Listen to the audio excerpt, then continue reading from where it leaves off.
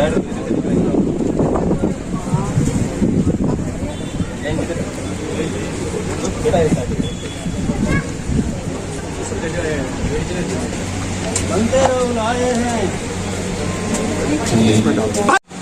जहां कहीं भी आवाज सुन रहे हैं तो कृपया पहुंचे।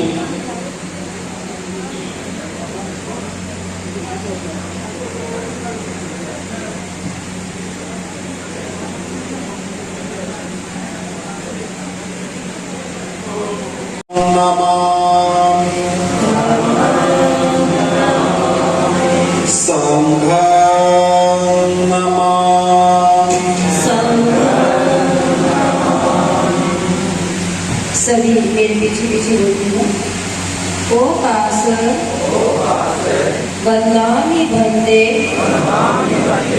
द्वारतेन कथं सतं अपराधं हमतु मे भंते।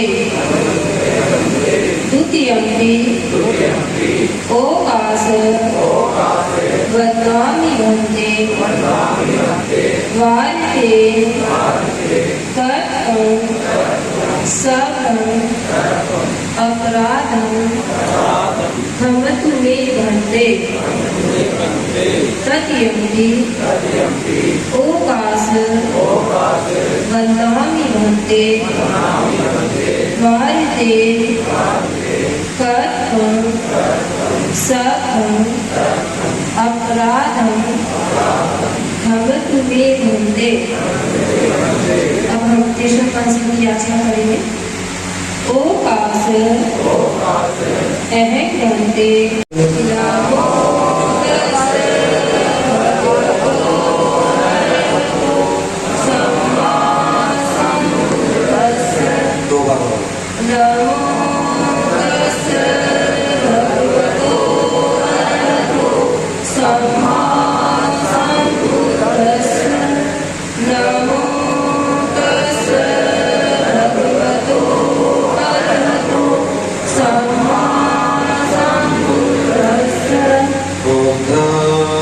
शरणं गच्छामि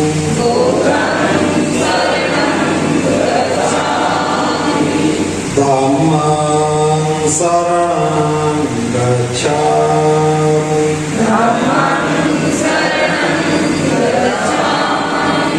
संघं शरणं गच्छामि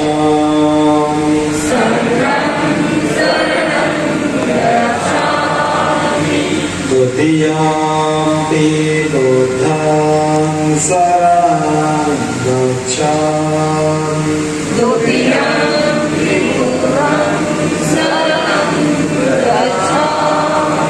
द्वितीयंपि धम्मं शरणं गच्छामि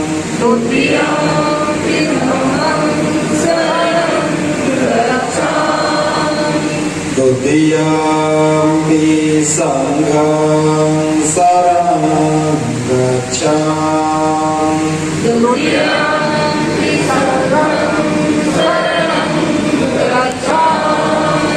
तृतीयंपि। हम बीच में संपर्क नहीं कर पाए, कुछ परिस्थितियां अनुकूलित नहीं थी और कुछ एक महामारी का प्रकोप था। थोड़ा समय मिला तो कहीं और जाना पड़ा, यहां नहीं आ पाया। लेकिन बहुत ही छोटी सूचना पर आप लोग इतनी बड़ी संख्या में आए हैं। वास्तव में मुझे उम्मीद नहीं थी। मैं तो सोच रहा था कि 50-40 लोगों बात करके आएंगे, लेकिन जितना मैं सोच रहा था उतने तो रात को इकट्ठे हो गए। जिस विषय पर मैं बात करना चाहता हूं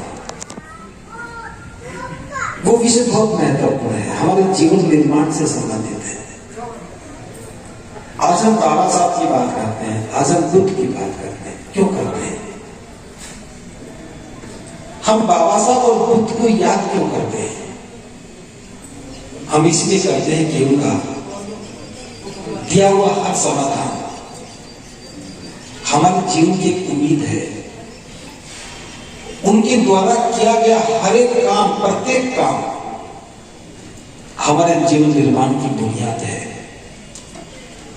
रामचंद्र की बस आप बोलो, आगे आ जाओ। एक बार सुनो जी, आए जब भी बैठ जाओ, बाकी सब आने वाले अपना बैठ जाएंगे। बेटे आगे आ जाओ, और आगे यहाँ बैठा आ जाओ।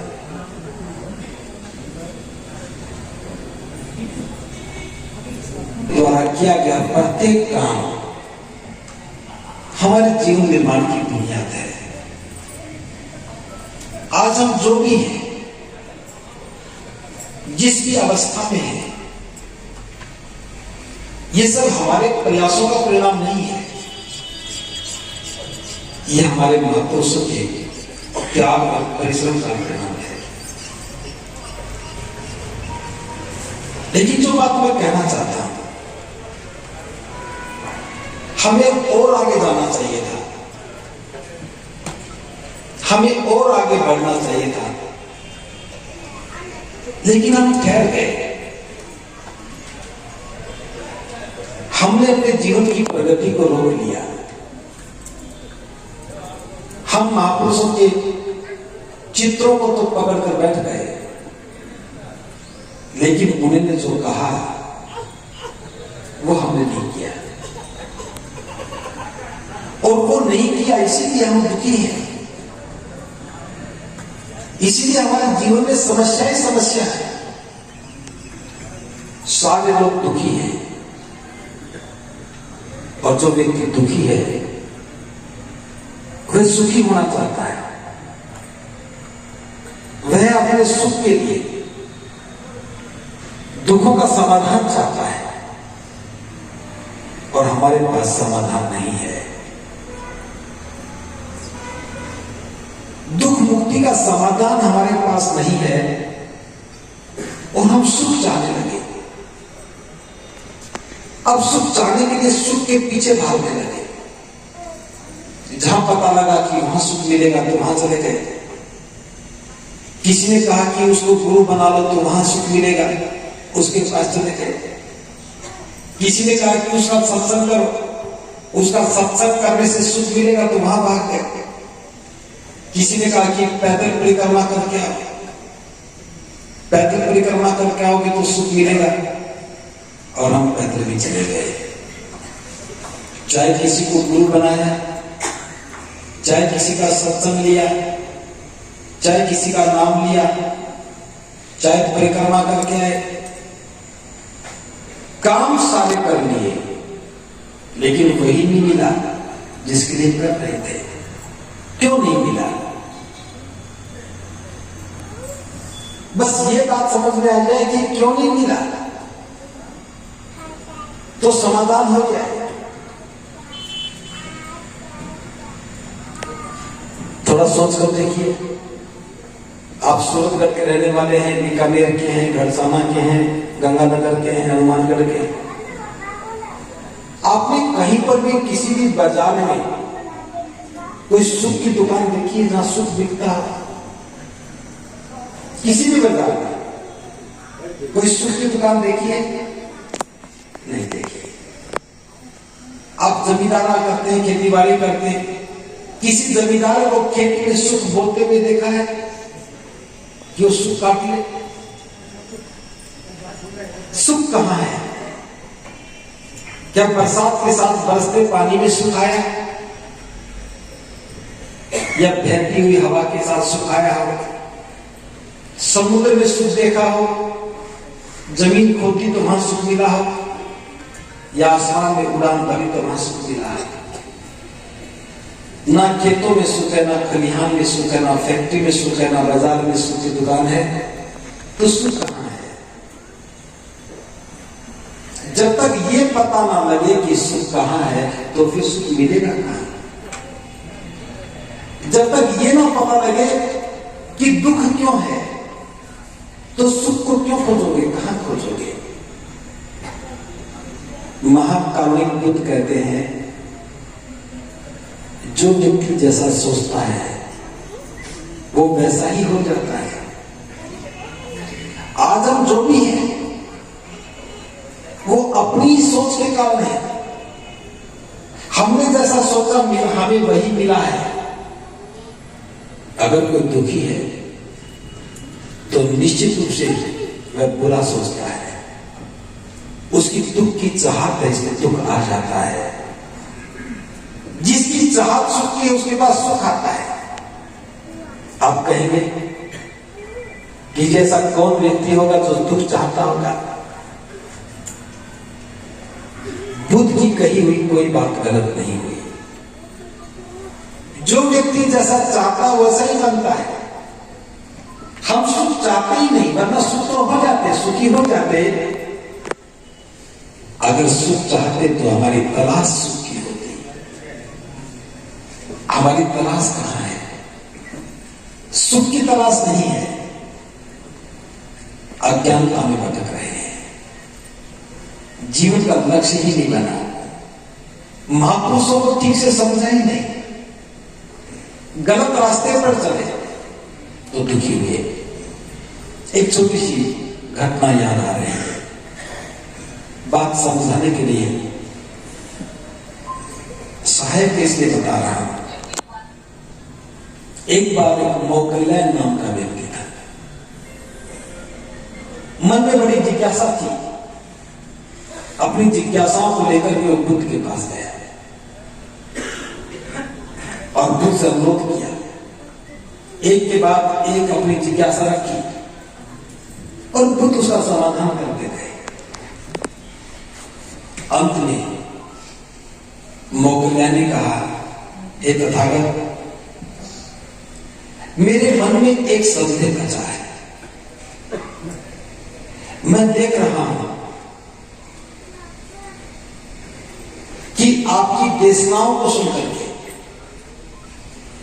आपकी बातों को सुनकर के कुछ लोगों का भला तो हो गया,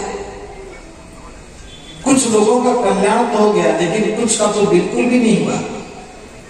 हे तथागत, आप विश्व में सबसे योग्य व्यक्ति हैं। आप सबसे ज्यादा विद्वान हैं। आप सम्यक संबुद्ध हैं। आप दुनिया के शास्त्रा हैं। शास्त्रा का मतलब जिसे आप गुरु मान सकते हो। आप दुनिया के शास्त्रा हैं। हे तथागत, तो भी क्या कारण है कि आप जैसे योग्यतम व्यक्ति की बातों को सुनकर के कुछ ही लोगों का भला हुआ और कुछ का बिल्कुल भी नहीं हुआ? तो बुद्ध के समझाने का अपना एक तरीका था।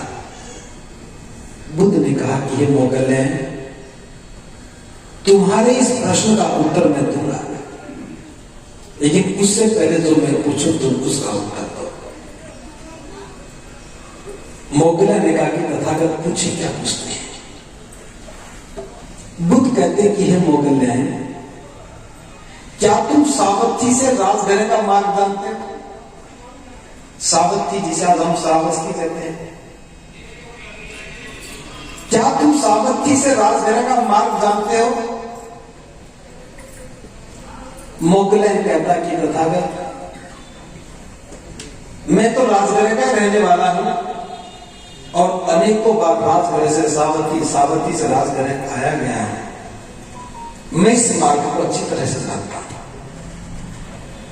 बुद्ध कहते हैं कि हे मोगलैन, कोई व्यक्ति तुम्हारे सामने आए और वो तुमसे राजघरे जाने का मार्ग पूछे और तुम उसे कहो कि यहां से पूर्व दिशा में आगे बढ़ो, एक निश्चित दूरी के बाद राजघर आ जाएगा। तुमने उस व्यक्ति को पूर्व दिशा में चलने के लिए कहा और वो व्यक्ति पश्चिम में चल पड़े, तो क्या राजघर पहुंचेगा? क्या पहुंचेगा? नहीं पहुंचेगा। मोगलैन ने कहा कि तथागत, वो तो राजघर कभी भी नहीं पहुंचेगा। अब बुद्ध कहते हैं कि है मोगलैन, उसी समय दूसरा व्यक्ति आता है, वो भी तुम्ही से राजघर जाने का मार्ग पूछता है और तुम उसे भी वही मार्ग बताते जो पहले वाले को बताया, और जैसा तुमने बताया वो व्यक्ति उसी दिशा में चला, वो तो राजघर पहुंच जाएगा। उसने कहा कि तथागत, वो तो निश्चित रूप से राजघर पहुंचेगा। अब बुद्ध कहते कि मोगलैन, तुम ही बताओ तुम्हारे पास दो व्यक्ति आए, दोनों को ही राजगृह जाना था, दोनों ने तुम्ही से मार्ग पूछा और तुमने दोनों को एक ही मार्ग बताया। एक तो पहुंच गया और दूसरा नहीं पहुंचा। क्या कारण है कि एक ही व्यक्ति राजगृह पहुंचा, दूसरा नहीं पहुंचा? मोगलैन कहता है कि तथागत भला इसमें मैं क्या कर सकता हूं? मेरा काम तो रास्ता बताना था, मैंने तो ठीक ही रास्ता बताया। जिसने ठीक से सुना और ठीक चला वो तो मंजिल पर पहुंच गया, और जिसने ठीक से सुना नहीं या चला नहीं, भला वो कैसे पहुंच सकता है? बुद्ध कहते तो हे मोगलैन, तुम भी इस बात से समझो, मैं किसी का मुक्तिदाता नहीं हूं, मैं किसी का मोक्षदाता नहीं हूं। मैं तो लोगों को उनके कल्याण के लिए ठीक से रास्ता बता देता हूं। जो व्यक्ति ठीक से सुनता है और उसको अमल में उतार लेता है, उसका भला हो जाता है। और जो ठीक से सुनता नहीं या जीवन में उतारता नहीं, आचरण में उतारता नहीं, उसका भला नहीं होता है। तो मैं किसी का मुक्तिदाता नहीं हूं, मैं तो मार्गदाता हूं। मोगलैन की बात समझ में आ गई। मैं यही से बात शुरू करता हूं। चाहे बुद्ध है, चाहे बाबा साहब हैं, चाहे कबीर साहब हैं, रविदास जी हैं, पहले रामा स्वामी हैं, साहू जी महाराज हैं, सभी लोग हमारे महापुरुष हैं। जिनका मैंने नाम नहीं लिया वो भी आप मानिए। प्रत्येक महापुरुष हमारे कल्याण के लिए हमें मार्ग बताते हैं, रास्ता बताते हैं। जिसकी समझ में आ जाता है, जो उस पर चलने लगता है, कल्याण उसी का होता है। अभी तक हम ऐसे जीवन में जीते रहे, चित्र महापुरुषों में लगाए, बातें महापुरुषों की करते रहे, और आज हम पूर्व में चलने के लिए कहा तो पश्चिम में चले, पश्चिम में कहा तो पूर्व में चले, और फिर कहने लगे कि हम तो बहुत दुखी हैं। हमारे दुख क्या है और दुख उसका समाधान क्या है? बस इतनी बात समझ में आ जाए, हमारा जीवन सुखी हो जाए। लेकिन हम ज्ञानवान बन गए, विद्वान बन गए, अच्छी नौकरी करने लगे, कारोबार अच्छे हो गए, लेकिन जिस काम को महापुरुष ने करने के लिए मना किया उसी काम को ज्यादा किया। जिस काम को करने से हमें सम्मान मिल सकता था, बस उसी काम को नहीं किया, और इसलिए हम सारे दुखी हैं।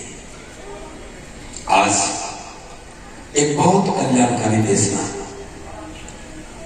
बुद्ध के द्वारा दी हुई देशना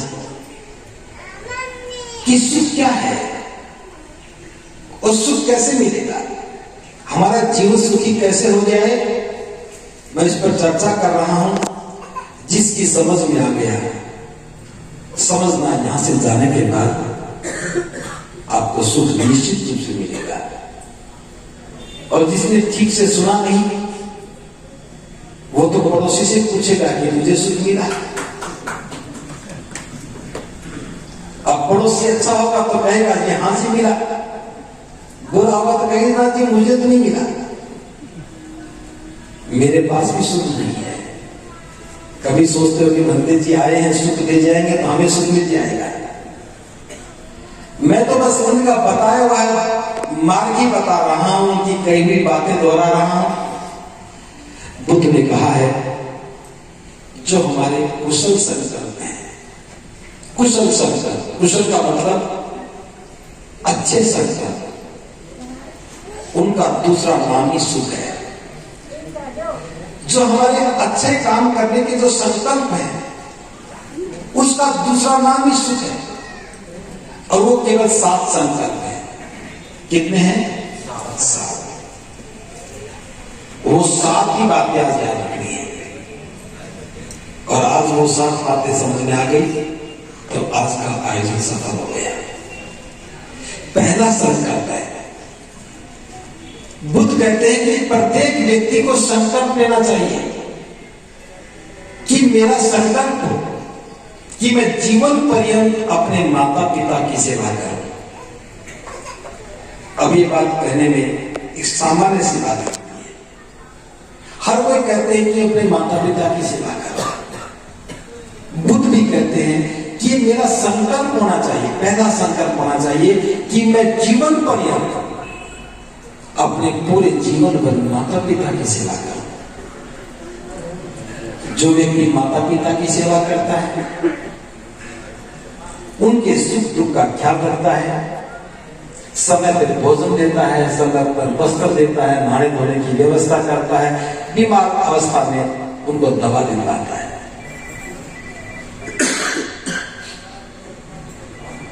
ऐसे परिवार में माता पिता सुखी रहते हैं। जिसके माता पिता सुखी, उस परिवार में प्रत्येक व्यक्ति सुखी होता है। अगर सुख चाहिए तो सुख को बोना शुरू करो। सुख बोने का मतलब क्या है?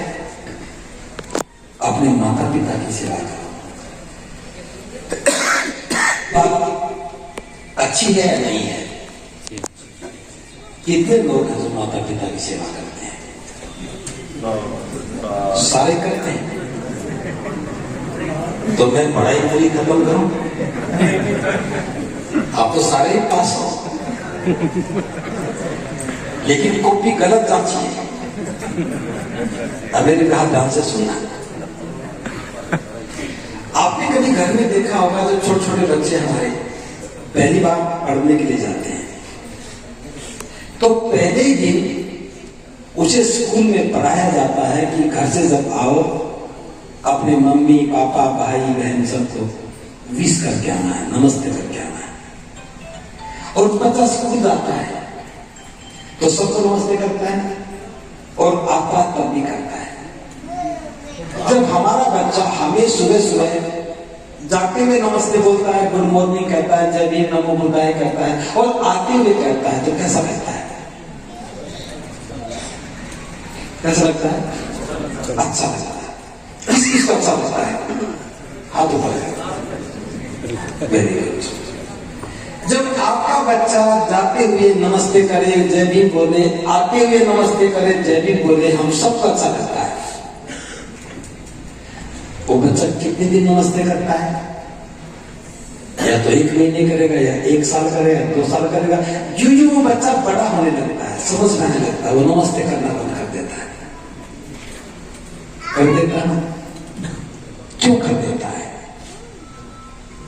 वो बच्चा देखता है, मैं सुबह सुबह स्कूल जाता हूं तो पापा जी को नमस्ते करता हूं, मम्मी को भी करता हूं, बड़े भाई को करता हूं, छोटे भाई को करता हूं, बहन को करता हूं, आता हूं तब भी करता हूं। लेकिन मेरे पापा जी तो अपने पापा जी को करते नहीं,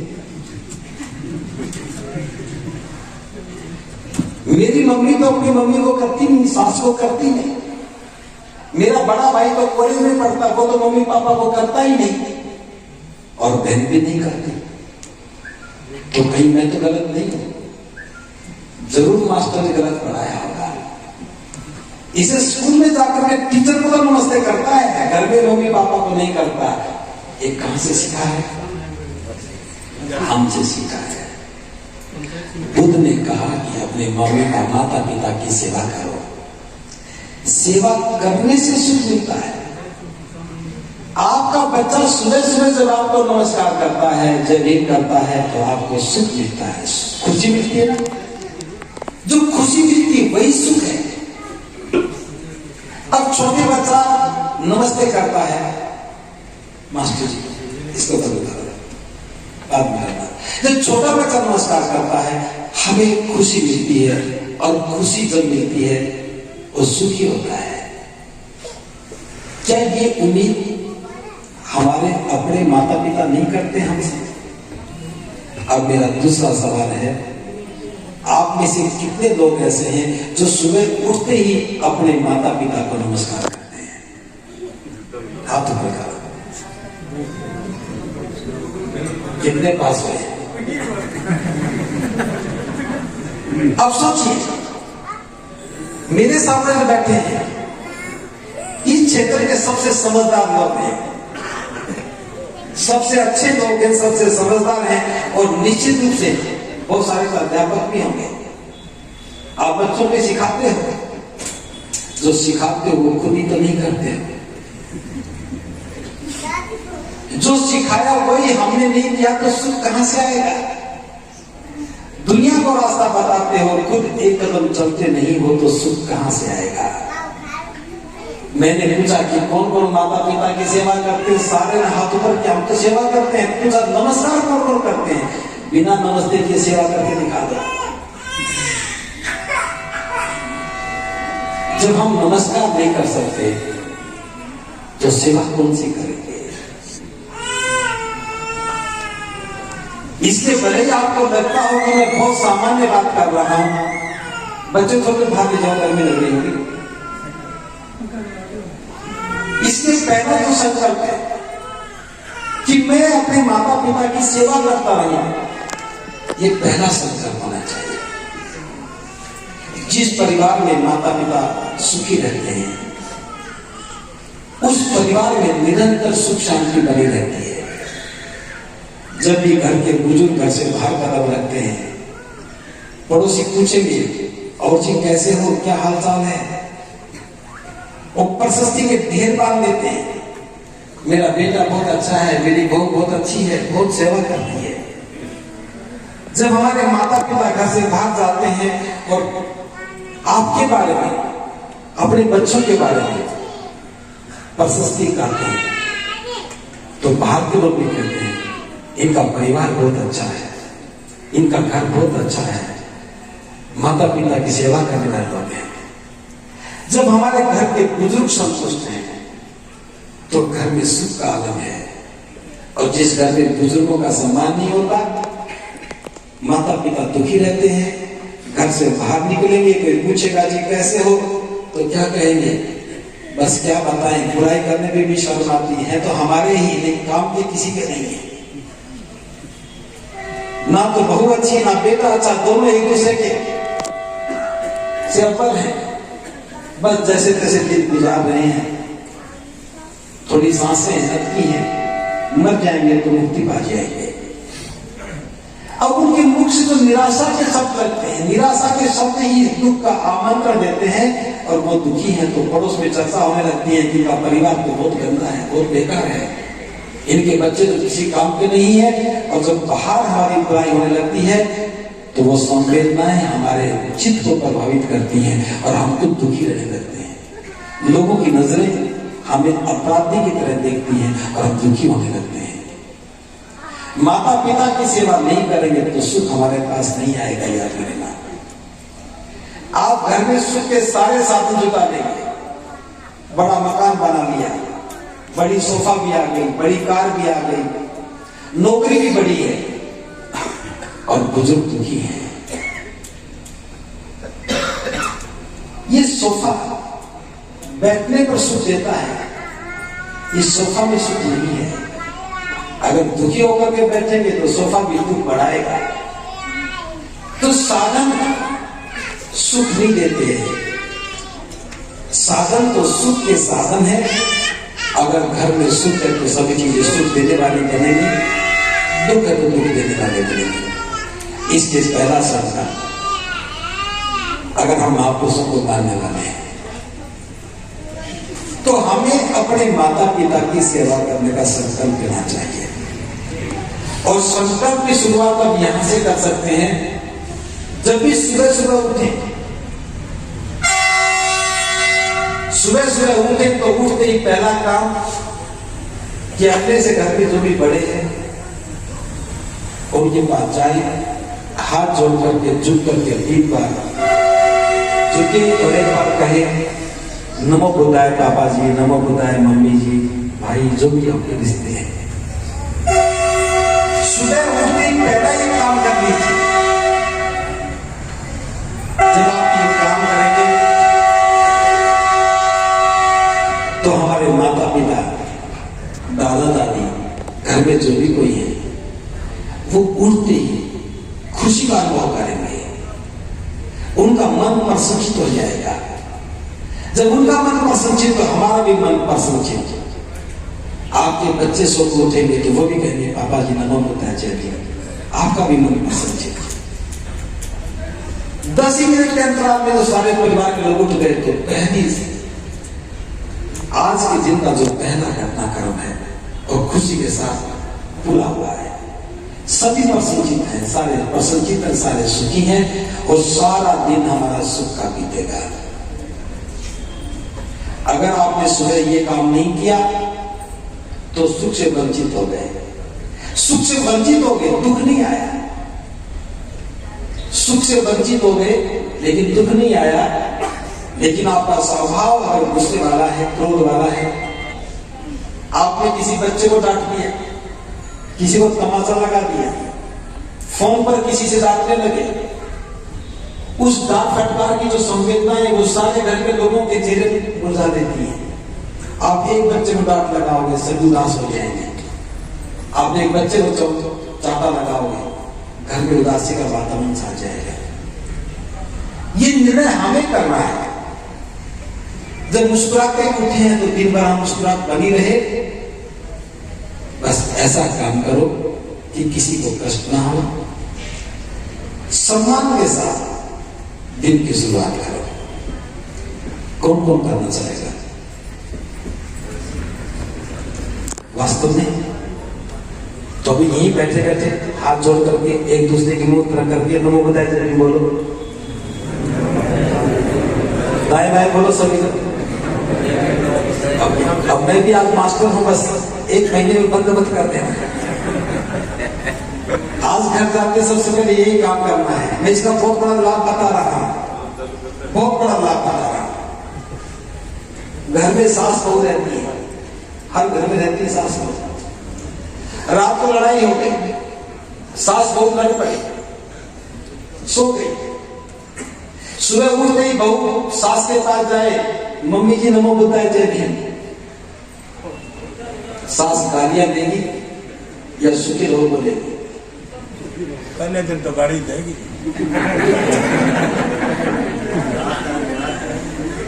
दोबारा बोल दो मम्मी जी नमो बुद्धाय जय भीम, शांत हो जाएगी, शांत हो जाएगी।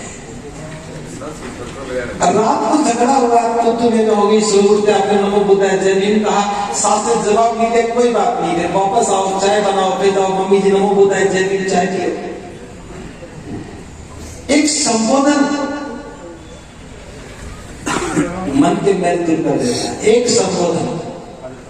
इसलिए सुख चाहते हो तो सुबह उठते ही अपने से बड़ों को हमेशा नमस्कार करो, नमो बुद्धाय करो, जय भीम बोलो, मुस्कुराते बोलो।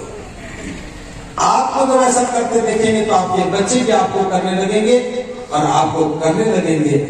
जब आप बूढ़े हो जाओगे तो वो भी आपकी सेवा करेंगे। एक परंपरा है, आपने माता पिता की सेवा की इसलिए वो आपकी सेवा कर रहे हैं। अगर आपके माता पिता की सेवा नहीं की, डांटते फटकारते हो, छोटी छोटी बात पर डांट देते हो, वो कुछ कहे बेटा मैं बीमार हूं तो कहते मर तो नहीं रहे हो। बड़ी बुजुर्ग चुप हो जाता है, मर तो नहीं रहा हूं लेकिन तकलीफ तो है, खांसी है, अब समय नहीं है, सोमवार को दिलाऊंगा, मैं ड्यूटी आऊंगा तो मैं दवा दिलाऊंगा। अब डांट देते हैं, बुजुर्ग समझदार है, बोलते नहीं, चुप हो जाते हैं। लेकिन आपके बच्चे देख रहे हैं, मेरे पापा जी ने अपने पापा जी को डांटा, इसलिए डांटा वो दवा मांग रहे थे। मेरे पापा जी रोज अपने पापा जी को डांटते हैं। अब बच्चे बोल नहीं रहे लेकिन देख रहे हैं। जब आप बूढ़े हो जाओगे, बच्चे बड़े हो जाएंगे, फिर वो डांटेंगे। आप लोग देखो मैंने सारी जिंदगी बच्चों पर लगा दी, अरे क्या कर रहे हैं, लेकिन मैं बता रहा हूं जो आपने बोया था बस वही उगा है। जो बोया था वही उगा, जैसा आपका स्वभाव था वैसा ही बच्चों ने लौटाया है। ये डिपॉजिट है, फिक्स डिपॉजिट, हर 8 साल में दुगना हो जाता है। जो जो आपकी उम्र बड़ी हो जाएगी डिपॉजिट और बढ़ता चला जाएगा। आपने बुजुर्गों को डांटा है तो आपको जीवन भर डांट मिलेगी, आपने बुजुर्गों का सम्मान किया तो जीवन भर सम्मान मिलेगा। इसलिए डिपॉजिट सोच समझ के चले। ये परंपरा है वो तो, ये हमारी परंपरा है कि माता पिता का सम्मान करें।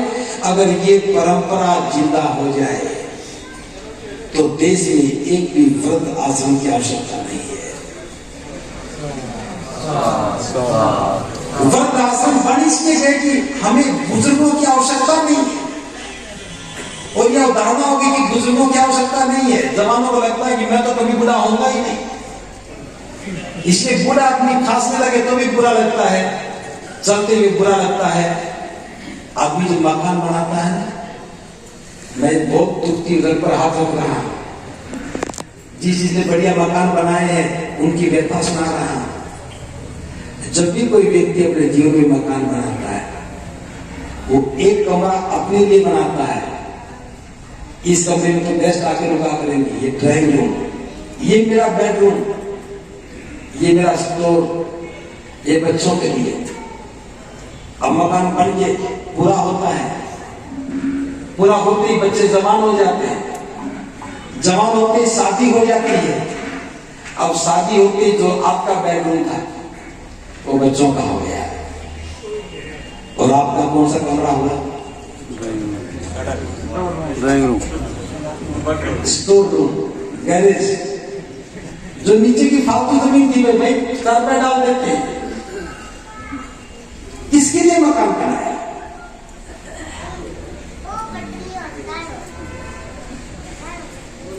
हर मकान बनाने वाले से सवाल है, आपने कितना बढ़िया मकान बनाया, लेकिन बुढ़ापे में आपके पास अपना कोई कमरा नहीं होता।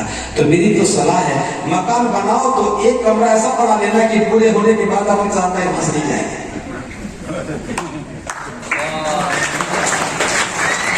तो कम से कम बच्चे भी मकान बनाएंगे तो अपना ख्याल रखेंगे। ये हमारी परंपरा नहीं थी। जिसकी उपयोगिता खत्म हो जाती है वो सरकारी संरक्षण में चला जाता है, जिसकी उपयोगिता रहती है वो घर में रहता है। हमारी उपयोगिता खत्म हो गई। मैं इसलिए उदाहरण देकर समझा रहा हूं।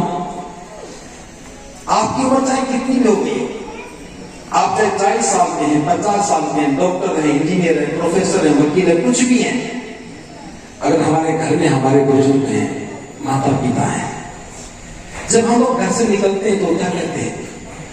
बेटा कहां जा रहा है? वो ये पूछते हैं बेटा कहां जा रहा है? और बेटे का तो पारा चढ़ जाता है, क्या तुम्हें रोज बता के जाऊं?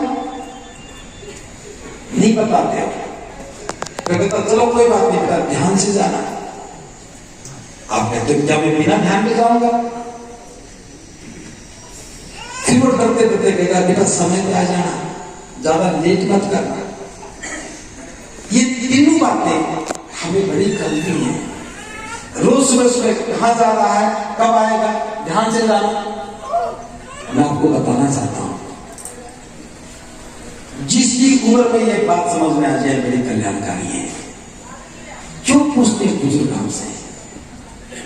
वो इसलिए नहीं पूछते कि वो आपकी तहकीकात करना चाहते हैं, वो इसलिए पूछते हैं कि वो आपके प्रति फिक्रमंद है, आपकी सुरक्षा की जिम्मेदारी है, सुरक्षा के प्रति चिंतित है कि घर से जाते हुए बता के चले जाओगे, अगर कभी कोई अनहोनी हो जाए तो ठीक जगह ढूंढ तो ले, घर में बता दो कि गए कहां हो। अगर लेट हो जाते हो तो ढूंढना भी आसान है, पता करना आसान है, फोन करके पूछा जा सकता है। इसे कहते ध्यान से जाना। ये कौशल है कि जो भी काम कर रहे हो बस ध्यान से करना।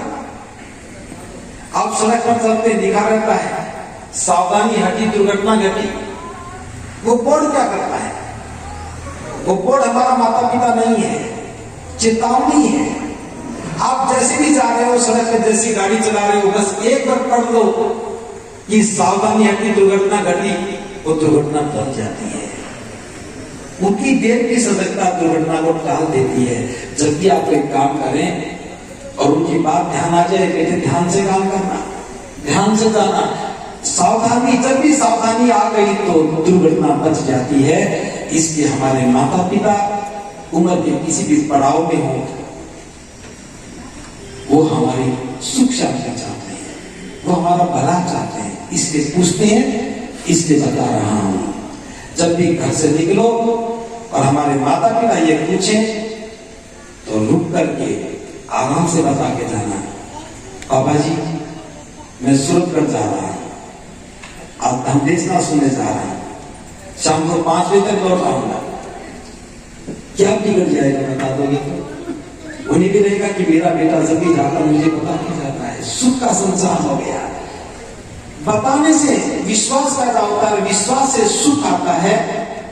अगर माता पिता और बच्चों के बीच में सामंजस्य ठीक हो जाए, विश्वास बहाल हो जाए, तो घर में सुख ही सुख आने लगता है। तो ये पहला संकल्प है, करके देखना। आज से करके देखोगे तो आपको लगेगा कि महापुरुषों में अनुकंपा हो गई। फिर कहते भी फक्र होगा कि बस बैठे बैठे महापुरुषों में अनुकंपा हो गई, जीवन सुखी हो गया। दूसरा संकल्प, बुद्ध कहते हैं कि मेरा संकल्प हो कि मैं अपने कुल के मुखिया का सम्मान करूं। कुल का मुखिया कौन है? कुल का मतलब खानदान। खानदान का मतलब है 2, 4, 5, 10 पीढ़ी पहले हमारे कुल के एक थे, हमारे दादा परदादा, उनके दादा, उनके परदादा, 10-12 पीढ़ियों से जो चला आ रहा वो हमारा कुल है। हो सकता है कि शहरों में कुल ना हो, हमारा मोहल्ला है, बस्तियां हैं, वो कुल है हमारे। उसमें जो भी बुजुर्ग है उसका हमें सम्मान करना है। जब भी हम कोई काम करें, कोई भी महत्वपूर्ण काम करें, उस बुजुर्ग से सलाह आवश्यक है। जब भी कोई काम हो तो उस बुजुर्ग को बिठाकर उसका सम्मान करें। आप कहेंगे जी ये बात तो आज के समय में तो बिल्कुल भी प्रासंगिक नहीं है, हमें तो मकान बनाना है, मैंने अच्छे आर्किटेक्ट से नक्शा बनवा लिया, नगर पालिका से पास भी करवा लिया, इंजीनियर की देखरेख है, सीमेंट सरिया भी सही अनुपात में है, तो वो 90 साल का बुजुर्ग है जो अनपढ़ है, वो क्या जाने। आप, मैं खुद डॉक्टर हूं, मैं खुद इंजीनियर हूं, मैं खुद एडवोकेट हूं, मैं प्रिंसिपल हूं, मैं प्रोफेसर हूं, उसकी सलाह क्या मानूं? इसलिए बता रहा हूं, जो बुजुर्ग है, जो कुल का मुखिया है, वो बहुत महत्वपूर्ण है। क्यों महत्वपूर्ण है? तो तुलना करके देखना। आपकी जो शैक्षिक योग्यता है वो एक विषय की योग्यता है। आप हिस्ट्री के प्रोफेसर हैं, इतिहास के बारे में जानते हैं। आप फिजिक्स के प्रोफेसर हैं तो फिजिक्स के बारे में जानते हैं। आप वकील हैं तो कानून के बारे में जानते हैं।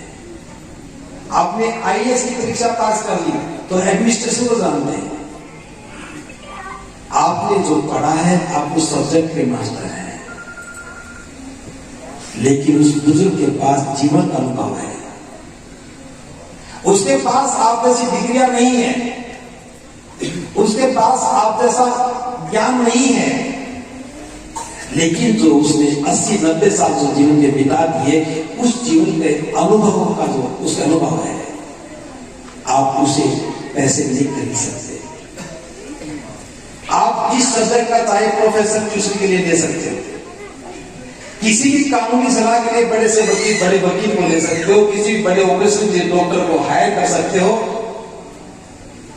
लेकिन अनुभव को कहां से खरीदोगे? अनुभव कहां से मिलेगा? बुजुर्ग के साथ जो जीवन का अनुभव है वो बड़ा कल्याणकारी होता है। उनकी एक एक बात जीवन को तराशने का काम करती है। हम ना समझ पाए ये हमारी कमजोरी है। मैं एक छोटा सा उदाहरण देकर समझा रहा हूं ताकि ठीक से समझ में आ जाए। घटना है, ये मेगा हाईवे बन रहा, राजस्थान में मेगा हाईवे बने हैं। एक हाईवे बना तो उसका बजट पास हो गया, टेंडर हो गए, ठेकेदार ने सारा रोड बना दिया। एक कोई 15-20 फुट का रोड छूट गया बीच में। अधिकारियों को जल्दी थी, रोड को उद्घाटन करना है, इंस्पेक्शन के लिए आए तो ठेकेदार भी वही था, अधिकारी भी थे कि ये टुकड़ा पूरा कर दिया। वो ठेकेदार ने कहा कि जनाब यहां एक बड़ा सा पत्थर पड़ा है, उस बजट में उस पत्थर को तोड़ने हटाने का कोई प्रावधान नहीं था। अगर उसका बजट मिल जाता तो उसे भी हटवा देता और रोड बना देता। मैंने कई बार एसडीओ साहब से कहा, जेई साहब से कहा, इन्होंने कहा आदमी बजट में से प्रावधान नहीं तो मैं भी क्या करता, सरकारी काम में जेब से मैं भी कैसे करवा देता। अधिकारी बड़ा था, पावर जिसने कहा ठीक है इस पत्थर को तोड़वाओ, यहां से हटवाओ और अभी बजट सैंक्शन करता हूं।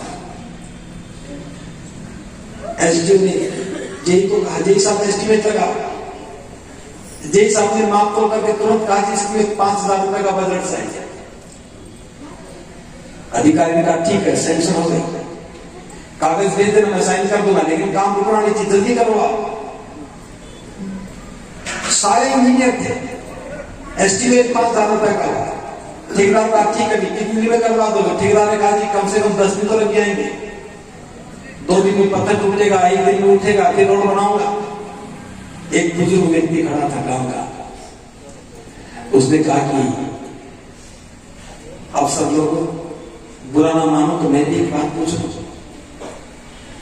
बोले हाँ जी पूछो। इस पत्थर को यहां से हटाने का कितना पैसा दे रहे हो?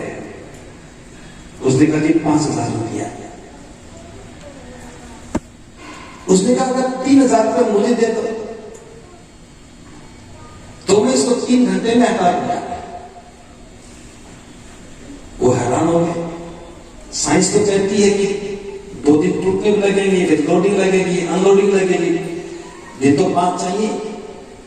उसने कहा जी बस 3-4 घंटे लगेंगे बस, और 3,000 रुपये में काम कर दूंगा। अब सभी एक दूसरे की मुंह की ओर देखने लगे। ऑफिसर ने कहा ठीक है 3,000 दे देंगे, तुम करो काम। उसको पहले 3,000 रुपये तो सरकार पर भरोसा नहीं है। आज काम करो 6 महीने पैसा मिले कौन सा कर रहा? मैं तो 3,000 में करूंगा, लेकिन नकद लेके करूंगा। जेई ने 3,000 रुपये निकाले, उसको दे दिए और तुरंत गांव में गया, 3 लड़के लेके आया। तीनों के हाथ में फावड़े थे। उस पत्थर के साथ का भी इतना बड़ा गड्ढा खोद दो, जितना बड़ा पत्थर था उतना बड़ा गड्ढा खोद दिया और गड्ढा खोद करके धक्का मार करके पत्थर को गिरा दिया और मिट्टी में फैला दी। 500 रुपए लड़कों को दे दिए, 1500 जेब में डाल दी। ये अनुभव है। पहले वाला ज्ञान था, पहले वाला ज्ञान था, विज्ञान था, साइंस थी, और ये अनुभव है। इसलिए बड़े बूढ़े जो ज्ञान की बात करते हैं उनको आपकी साइंस की आवश्यकता नहीं है। इसलिए जब भी कोई महत्वपूर्ण काम करो, भले वो आपके ज्ञान का काम हो, तो बुजुर्गों से सलाह ले लो, और जब सलाह लो तो मुफ्त में मत लेना, याद रखना। सलाह लेने के बाद बुजुर्ग का सम्मान भी करना है। और बुजुर्ग का सम्मान क्या है? आपके घर में कोई खुशी का समय है तो अपने बुजुर्गों को वस्त्र दान करो, उनको भोजन पे बुलाओ, उनके सुख दुख का याद करो। उन्होंने जीवन में जो अच्छे काम किए हैं उन घटनाओं, उन बातों को बच्चों को बताओ। अगर कुल के मुखिया के सम्मान की बात हमारी समझ में आ जाए तो जो जो बुजुर्ग जितना बूढ़ा होता चला जाएगा उसका सम्मान उतना बढ़ता चला जाएगा। और जो सरकारी ग्रांट लेकर के जो वृद्धाश्रम की बात करते हैं वो भूखे मरने लगेंगे। बुजुर्ग हमारे जीवन के लिए उपयोगी है, जीवन का अनुभव है। इसलिए बुद्ध की इस बात को याद रखना, जिस समाज में बुजुर्गों का सम्मान होता है वहां कभी युवा दिग्भ्रमित नहीं होते। अगर बुजुर्गों का सम्मान करना बंद करोगे तो युवा भटक जाएंगे। आज जो युवा भटक रहे हैं उसका कारण ये कि हम बुजुर्गों की बात को नहीं मानते, नजरअंदाज करते हैं। मुझे याद है जब मैं गांव से कॉलेज जाता था, हमारा गांव शहर से 5 किलोमीटर दूर था। गांव का कोई भी व्यक्ति रास्ते में जाता था तो तुरंत रोकता था, कहां से आ रहा है पूछता था, और हम कहते कॉलेज से आ रहे हैं। तो कॉलेज तो उधर था, इधर से कहां गया? हमें बताना पड़ता था, बाजार में गए थे, डरते थे कभी गांव का कोई व्यक्ति ना मिल जाए, और डरते थे इसलिए सीधे ही रहते थे, ठीक रहते थे। आज कोई डरता नहीं है क्योंकि कोई पूछता नहीं है। बुजुर्ग हो जाता तो देखते भी उसकी तरफ नहीं है। ये जीवन मूल्यों की गिरावट है। बुजुर्ग चाहे गली में बैठा हो, बुजुर्ग चाहे घर की दहलीज में बैठा हो, बुजुर्ग चाहे मोहल्ले के अंदर बैठा हो, जब भी अवसर मिले सम्मान करना, उनकी जरूरतों को पूरा करना, और घर में कोई भी खुशी का अवसर हो तो बुजुर्ग को भी नए कपड़े पहनाना। ये परंपरा हमारे जीवन मूल्यों को तराशने का काम करेगी और ये भी सुख का आधार बनती है। जब भी हम कोई काम करें, हमें विश्वास होता है कि मैंने अपने बुजुर्गों से इजाजत ली है, उनसे सलाह ली है, मेरा काम अच्छा होगा और निश्चित रूप से एक काम सुख का संचार करने वाला होगा। तीसरा संकल्प, मेरा संकल्प हो कि मेरी वाणी मधुर रहे। वाणी मधुर बहुत महत्वपूर्ण संकल्प है। हमारी वाणी बड़ी महत्वपूर्ण है। अगर किसी की वाणी विनम्र है, मधुर है, अच्छा बोलता है, वो सबका प्रिय होता है। आप मीठा बोलेंगे, सबको प्यारे लगेंगे। आप सच्चे बोलेंगे, सबको अच्छे लगेंगे। लेकिन जो भी व्यक्ति कटु बोलता है, कड़वा बोलता है, क्रोध में बोलता है, गाली निकालता है, चुगलियां करता है, झूठी बात बोलता है, उसका कभी सम्मान नहीं होता। बुद्ध ने कहा है, मेरे धर्म का केंद्र मनुष्य है। एक मनुष्य का दूसरे मनुष्य के साथ अच्छे संबंध का होना ही धर्म है। बुद्ध का धर्म संबंधों पर टिका है। जहां भी दो व्यक्ति होंगे वहां संबंध होंगे, और संबंध मधुर वाणी का होना चाहिए, अच्छे व्यवहार का होना चाहिए। और वाणी की मधुरता ये तय करती है कि सामने वाले व्यक्ति के साथ मेरे संबंध कैसे होंगे। आप किसी दफ्तर में जाते हो, जाते ही आप कहते हो नमस्कार सर, नमस्ते सर, बाबूजी नमस्कार, मास्टर जी नमस्कार। नमस्कार कहते ही संबंध बढ़िया बन जाते हैं, संवाद शुरू हो जाता है। आप नमस्ते मत करो, संवाद नहीं बनेगा। आप ऊंची आवाज में बात करो, संबंध बिगड़ जाएंगे। जहां संबंध बिगड़े तो वहां दुख आएगा, जहां संबंध अच्छे बने वहां सुख आएगा। सीधी सी बात है। अच्छे संबंध है तो सुख मिलेगा, संबंध बुरे हैं तो दुख मिलेगा। और ये संबंध वाणी से बनते हैं। कुछ लोग अपने संबंध बढ़िया बनाएंगे, वो सोचते हैं कि मैं उसकी बुराई करूंगा तो मेरे संबंध बढ़िया बनेंगे। आप किसी की बुराई करके, किसी की आलोचना करके, किसी की निंदा करके एक दो व्यक्ति के प्रिय बन सकते हैं, लेकिन आपका ये व्यवहार, आपकी ये वाणी दुख का कारण बन जाएगी। क्योंकि झूठी बातें, गलत बातें, निंदा की बातें ज्यादा ठहरती नहीं है। आप किसी के बारे में निंदा करो, जब तक वो व्यक्ति वहां नहीं है तो निंदा चल रही है, वो आ गया तो पता लग गया तो बातें झूठी थी, तो क्या करोगे? संबंध बिगड़ गए ना। इसलिए बुद्ध कहते हैं, जो व्यक्ति दूसरे की चुगली और निंदा करता है वो निंदा का पात्र बन जाता है। एक मनुष्य पर निंदा से बचो। इसलिए वाणी मधुर होगी, कब होगी? जब वाणी सच्ची होगी। वाणी सुंदर कब है? जब उसमें कोई द्वेष की बात नहीं है, किसी की नफरत की बात नहीं है, किसी की ईर्ष्या की बात नहीं है, किसी की चुगली की बात नहीं है। अगर ये गुण हमारे मन में आ जाए, जीवन में आ जाए, तो क्या होगा?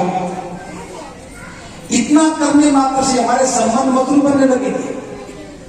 और महिलाओं को मैं बता रहा हूं, जीवन का सबसे कल्याणकारी सूत्र है कि अपनी वाणी को मधुर बना लो। जीवन की सारी समस्याएं खत्म हो जाएगी। जो घर में झगड़े हैं उसके पीछे हमारी वाणी ही है।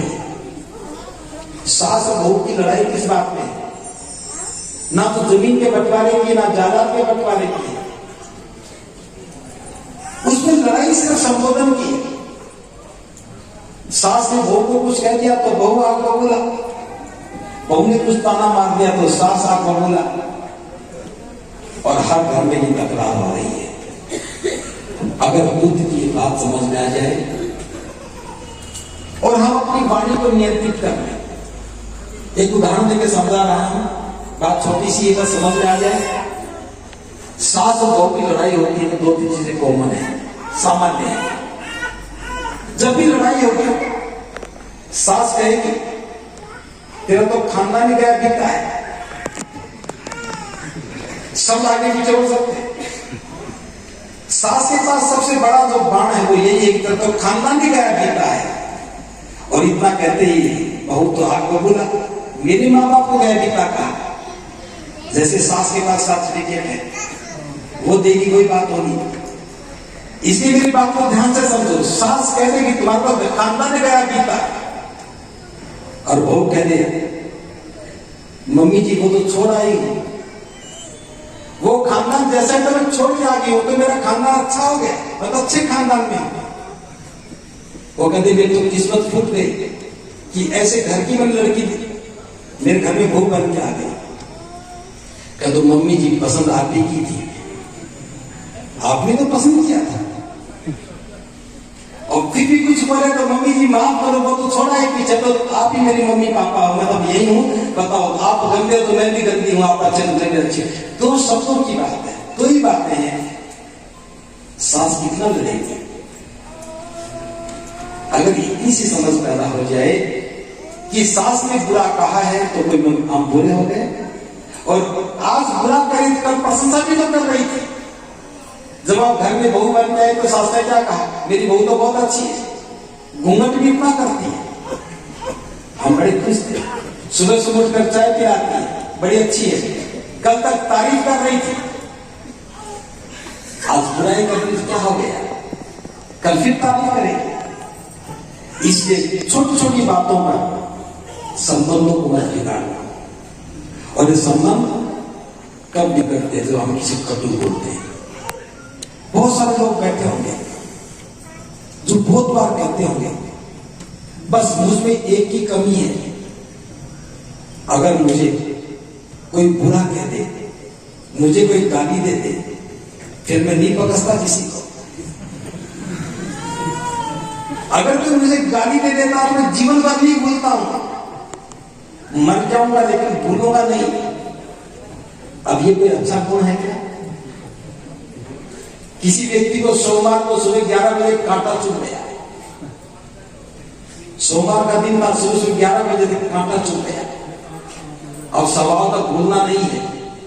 जब भी सोमवार का दिन आए 11 बजने को तो कांटा याद आए, अब कांटा चुभा नहीं तो दर्द तो होना चाहिए, इसलिए कांटा जेब में रखे, 11 बजे कांटा चुभो नहीं, भूलूंगा नहीं। कुछ चीजें भूलने में ही लाभ है। अगर कोई गाली दे दे, वो उस समय की घटना थी, उसने गाली दी थी, दे दी चलेगी, बात खत्म हो, याद क्यों रखते? अपनी वाणी को मधुर बनाओ, कोई बुरा कहे तो उसे भूल जाओ, सुख ही सुख मिलेगा। अगर किसी ने गाली दी और हमने भी उसको गाली लौटा दी तो दुख मिलेगा। हमारे पास सारा दुख हमारी वाणी से आ रहा है।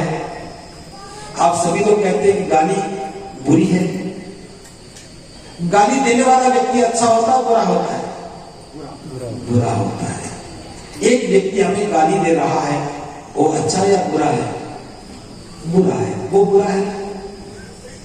उसकी गाली को सुन करके हम भी गाली दे देते तो हम कैसे हो गए? बुरे। अब बुरे होंगे तो व्यवहार भी बुरा, बुरा व्यवहार तो झगड़ा शुरू तो दुख आएगा, और फिर कहेंगे जी जब से वो पड़ोस में आके बसा है मेरा तो सुख ही चला गया। अरे वो बसा है, उसने अपना प्लॉट बनाया, अपना मकान बनाया, सुख तुम्हारा क्यों चला गया? क्योंकि वो बुरा था तो हम भी बुरे बन गए। चीन में कहावत है, अपने बुरे से कभी मत लड़ना, अपने से ज्यादा बुराओं से मत लड़ना।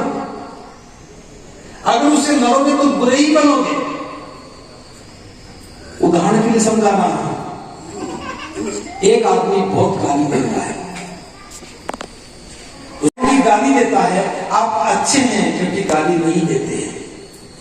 अब आपके मन में आ गया कि वो मुझे रोज गाली देता है, मैं उससे लड़ूंगा, तो मेरी बात को ध्यान से समझना। लड़ोगे तो जीतने की बात नहीं करोगे, कोई भी हारने की नहीं लड़ता, तो लड़ता क्या हारने के लिए? लड़ोगे तो जीतने की बात करोगे।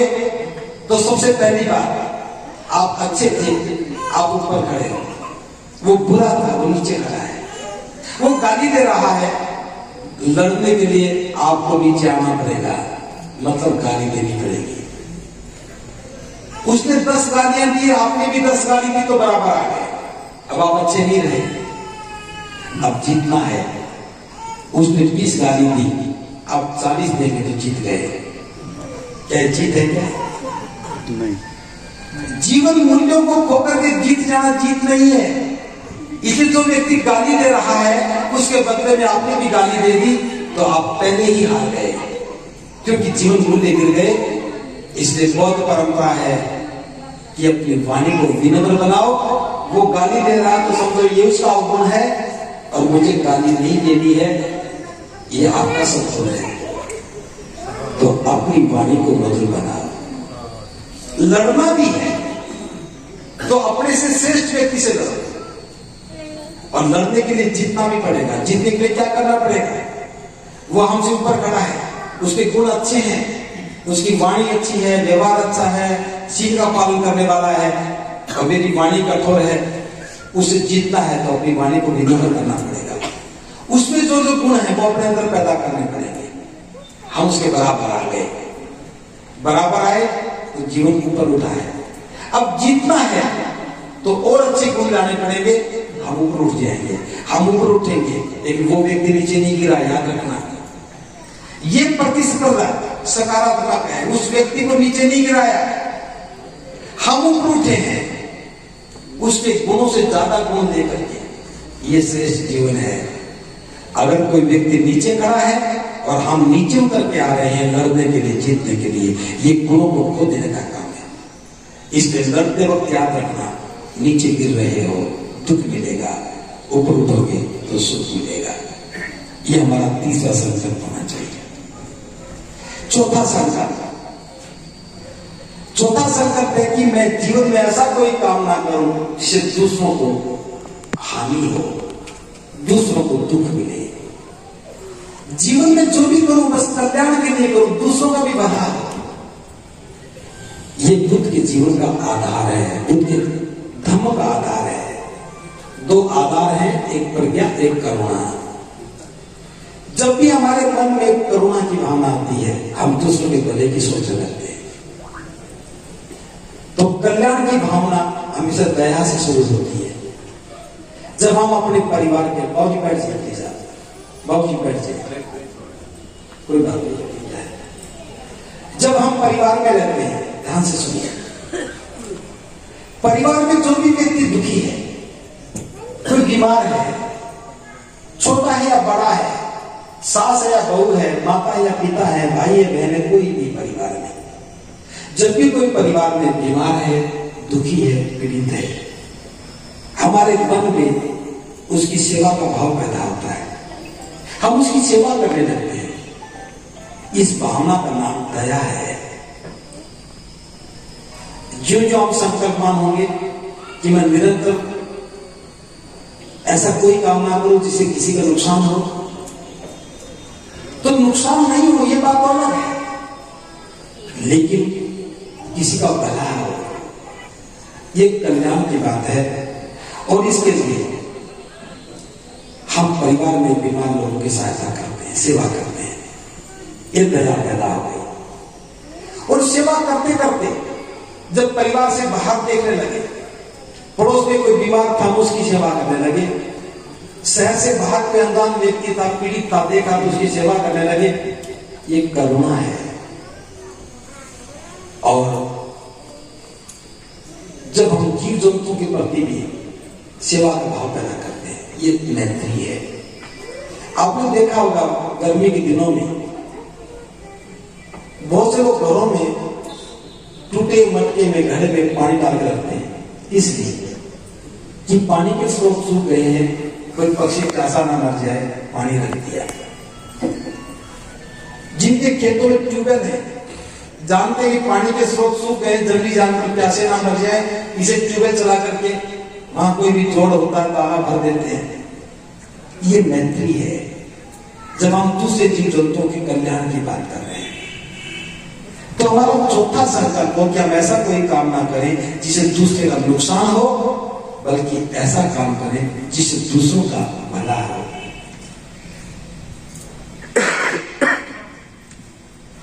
ये गुण जब तक हमारे मन में नहीं आएगा तब तक हम बौद्ध नहीं बन सकते। आप कोई काम कर रहे हैं, किसी का भला नहीं हो रहा बल्कि नुकसान हो रहा है। आप काम तो कर रहे हैं लेकिन किसी का नुकसान कर रहे हैं, ये बुद्ध का दर्शन नहीं हो सकता। जब भी आप किसी का नुकसान करेंगे तो याद रखना उसको दुख मिलेगा, उसको दुख मिलेगा तो हमारे पास दुख लौट के आएगा। सुखी रहना है तो ऐसा कोई काम ना करो जिससे दूसरे की हानि हो। इसलिए निरंतर दया, करुणा, मैत्री का अभ्यास करो। अपने परिवार में दुखी लोगों की सेवा करो। मोहल्ले बस्ती में आसपास में जो भी कोई दुखी मिले उसकी सहायता करो। नगर से बाहर भी कोई बेलदान व्यक्ति मिल जाए, बीमार है, पीड़ित है, जो भी सहायता बनती करो। और यहां तक कि जीव जंतुओं की भी सेवा करो। ये हमारा गुण है। ये सेवा का भाव ये सुख का आधार है। जो करुणा है ये धर्म का आधार है। जिस व्यक्ति के मन में करुणा नहीं वो कल्याण की भावना से काम नहीं कर सकता। इसलिए निरंतर अभ्यास करो कि मेरे किसी भी काम से किसी का बुरा ना हो। इस भावना से काम करो कि घर में सुख ही सुख। घर की बहू भी करे कि मेरे काम से किसी को नुकसान ना हो, घर में सुख ही सुख। बेटे भी सोचे कि मेरे काम से किसी का नुकसान ना हो तो घर में सुख ही सुख। इस भावना से ही सुख का आना शुरू हो जाता है और दुख का आना रुक जाता है। पांचवा संकल्प, बुद्ध कहते हैं कि हमारा संकल्प हो कि हम इच्छा रहित जीवन जिए। इच्छा रहित। आप कहेंगे ये बात तो कुछ अटपटी सी है। इच्छा रहित का मतलब क्या है? इच्छा का मतलब है कि बुद्ध कहते हैं जो हमारे जीवन की मूलभूत आवश्यकताएं हैं उनकी पूर्ति करना बुरा नहीं है। जैसे हमें भूख लगती है, खाना चाहिए, उसके लिए कमाना पड़ेगा, तो खाने के लिए कमाना जरूरी है। मकान चाहिए, धन कमाना है। कार चाहिए, मोटरसाइकिल चाहिए, कपड़े चाहिए, बच्चों की पढ़ाई चाहिए।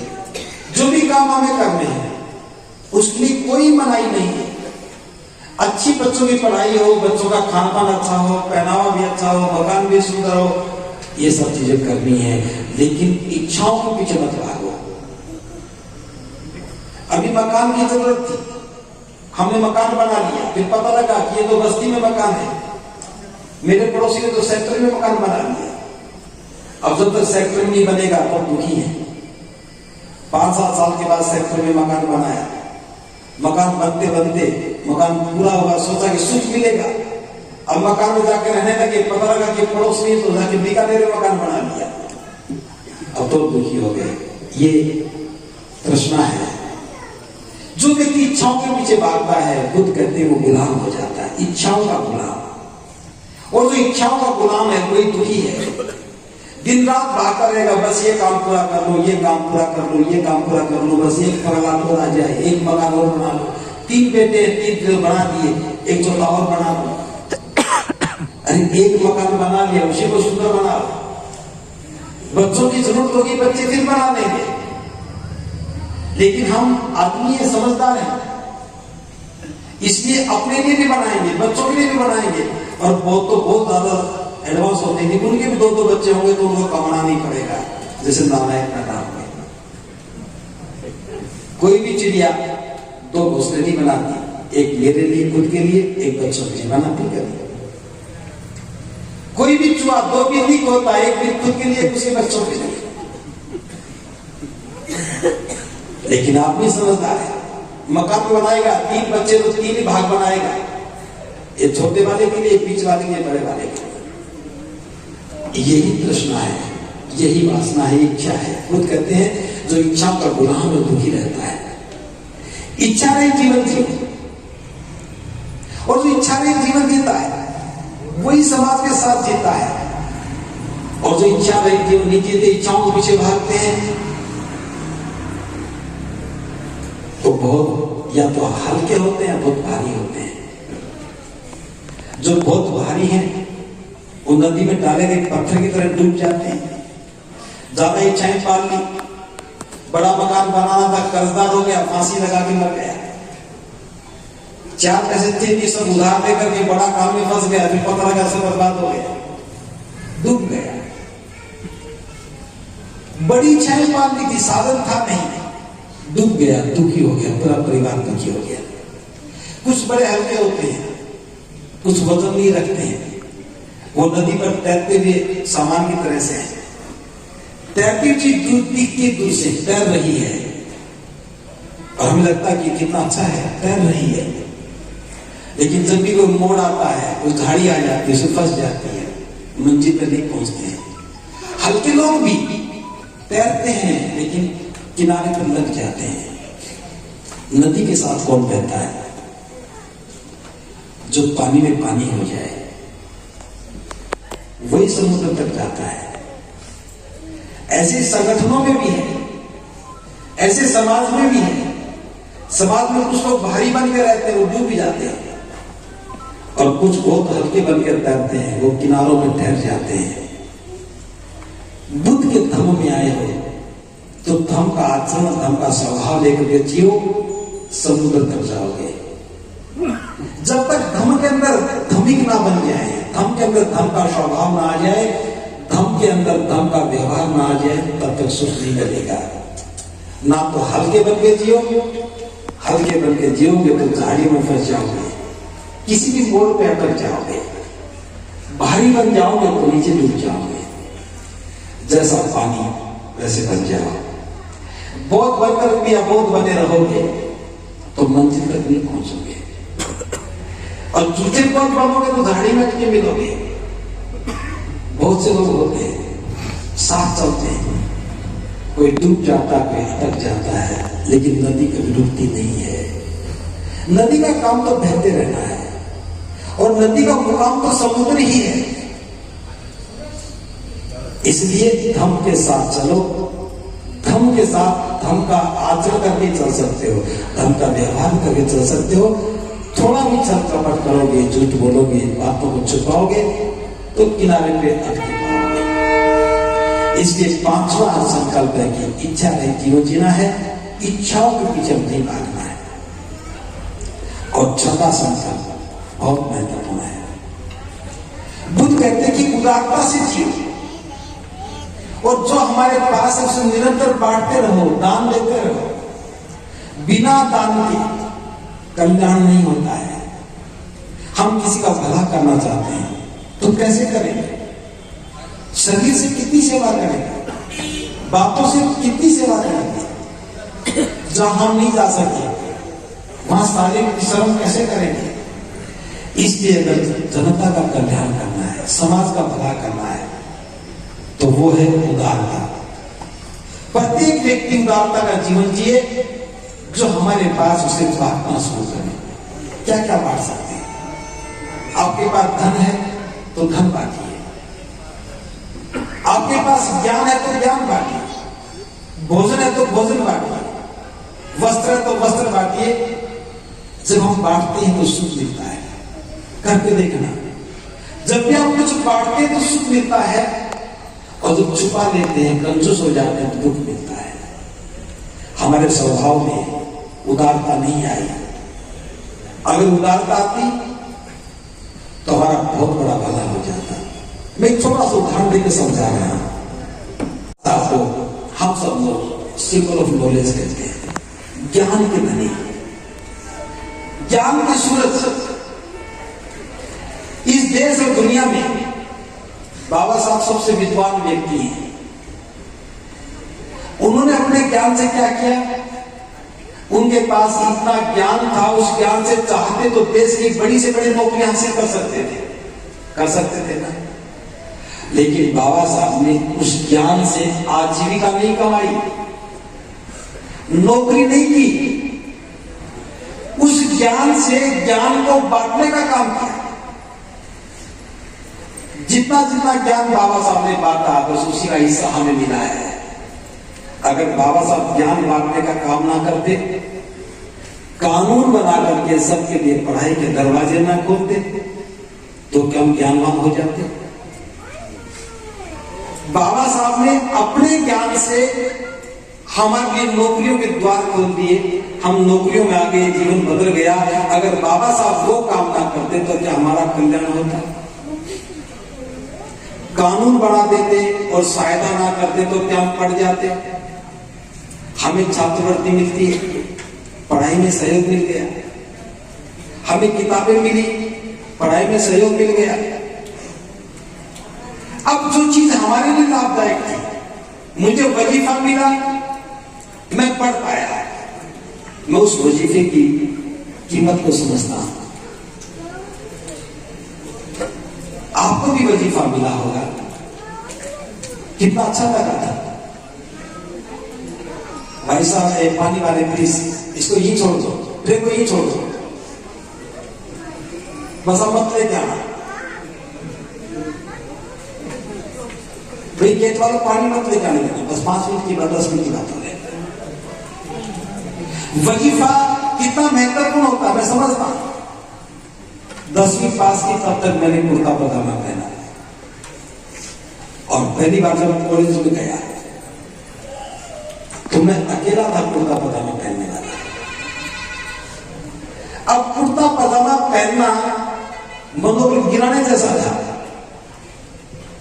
लेकिन घर में कह नहीं सकता था कि मुझे पैंट कमीज चाहिए। कॉलेज में जाने के 2 महीने के बाद मुझे 300 रुपया वजीफा मिला, 300 रुपया, और मैंने पहली बार वो 300 रुपया लेकर के पैंट और कमीज सिलवाई, और मुझे लगा कि अब मैं भी कॉलेज में पढ़ने वाला हो गया है। अब उस पैंट और कमीज की कीमत भले 300 रुपया थी, लेकिन वो मेरे मनोबल को बढ़ाने में कितना साधन बनी। आज मेरे लिए 300 रुपया कोई बड़ी बात नहीं है। क्या बड़ी बात है क्या? उस समय 300 रुपया बड़ी बात थी। जब मैं पहली में पढ़ता था 10 पैसा फीस थी, 5 साल में कितने रुपए फीस लगी? 1 रुपया 20 पैसा साल की फीस, मात्र 7 रुपया 20 पैसा, 7.5 रुपये पढ़ते करके 5 क्लास पढ़ लिया। आज उस 10 पैसे की क्या कीमत है? चलता भी नहीं है। अगर मैं पढ़ा हुआ ना होता और मेरे पास आज 1 करोड़ रुपया भी होता तो क्या होता? उस समय 10 पैसे की कीमत थी, 10 पैसा देकर के हम आज यहां तक पहुंच गए। जिस समय जो छात्रवृत्ति मिलती उस समय बड़ी कीमत होती। बाबा साहब को 25 रुपया महीना छात्रवृत्ति मिली थी 3 साल के लिए, पहले 2 साल की थी, फिर 1 साल और मिली। कितने रुपए हुए? मात्र 900 रुपया। बाबा साहब को कुल 900 रुपया छात्रवृत्ति मिली, और उसी 900 रुपए की छात्रवृत्ति की वजह से बाबा साहब दुनिया के सबसे पढ़े लिखे व्यक्ति बन गए। 900 रुपये क्या बड़ी बात है? लेकिन तालियां बहुत अच्छी बजी हैं, एक और बजानी पड़ेगी, लेकिन सोच के बजाना। छात्रवृत्ति की बात आई तो आपका गीत याद आ गया।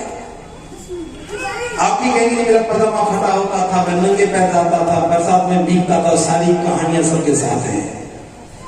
लेकिन जब हमारे पास पैसा आ गया, तनख्वाह आने लगी, हजारों रुपए तनख्वाह आने लगी, कोई 50,000 कोई 1 लाख कमाने लगा, 100-200 रुपए देना भूल गए। हम में से कितने लोग हैं जो बाबा साहब की बात को मानते हैं कि अपनी आमदनी का 20वां हिस्सा 100 में से 5 रुपया बनता है, दान करना चाहिए? क्या कर रहे हैं? कैसे सुख मिलेगा? उधार का खा गए, लौटाने का समय आ गया तो भूल गए। मेरे जैसा कोई कह दिए तो बुरा मान जाते हैं। अगर ये 5वां संकल्प, 6वां संकल्प याद आ जाए, दान करो। किसी ने दान किया तो हमारा कल्याण हुआ। उस छात्रवृत्ति को लौटाओ जो हमें मिली है जीवन निर्माण के लिए। अगर आप सभी लोग 100 रुपया, 200 रुपया, 300 रुपया महीने का देने लग जाओ, मुझे मत देना, आपकी यहाँ पर मोदी फाउंडेशन बहुत अच्छा काम कर रही है, छात्रावास चला रही है, 40-45 बच्चों की व्यवस्था करती है, 35,000 रुपये बिल्डिंग का किराया है, मैंने पहली बार देखी है। क्या हम सूरत वासियों के लिए बड़ी बात है क्या? मात्र 100 रुपया महीने का, 200 रुपया महीने का देने लग जाओ,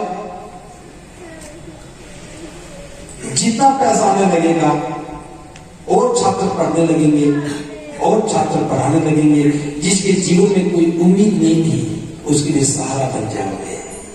क्या पता आपका दिया हुआ 100-200 रुपए का योगदान किसी बच्चे को बाबा साहब जैसा बना दे। क्या सयाजी गायकवाड़ को पता था कि मैं जो छात्रवृत्ति दे रहा हूं वो दुनिया का सबसे विद्वान व्यक्ति बनेगा? एक संभावना है, निरंतर दान करो। और मेरी तो एक सलाह और भी है, अपने घर में एक दान पात्र रखो, एक दान पात्र, कोई डब्बा बना कर लेना और रोज उसमें 1-2 रुपया डालो, हर रोज डालो। और जब महीना पूरा हो जाए तो चाहे मोदी फाउंडेशन वालों को बुलाओ, चाहे आप वहां जाओ या और कोई अच्छा काम करने वाले हैं उनको दान करो, लेकिन दान भी सही पात्र को करना है। एक पात्र को दान करोगे तो दान भी नष्ट हो जाएगा। पता लगा कि दान तो दिया लेकिन वो तो काम ही नहीं आया। अगर इस शिक्षा व्यवस्था के लिए थोड़ा सा भी दान करने लग जाओ, 1 रुपया रोज का डालने लग जाओ और हमारे हजारों परिवार ये करने लग जाए तो यहाँ हजारों बच्चों की पढ़ने की व्यवस्था कर सकते हो। जिसके माँ बाप पढ़ाने में सक्षम नहीं उनको पढ़ा सकते हैं। दूसरी बात, हरियाणा में उधर तो मैं कहता रहा, राजस्थान में मैंने कभी नहीं कहा, हो सकता है कहा कि हर घर में खाना बनता है, निकाल कर रख लो बस, 1 मुट्ठी आटा, और 1 सप्ताह हो जाए तो या तो आटा पहुंचा दो या उधार समझ के घर में इस्तेमाल कर लो।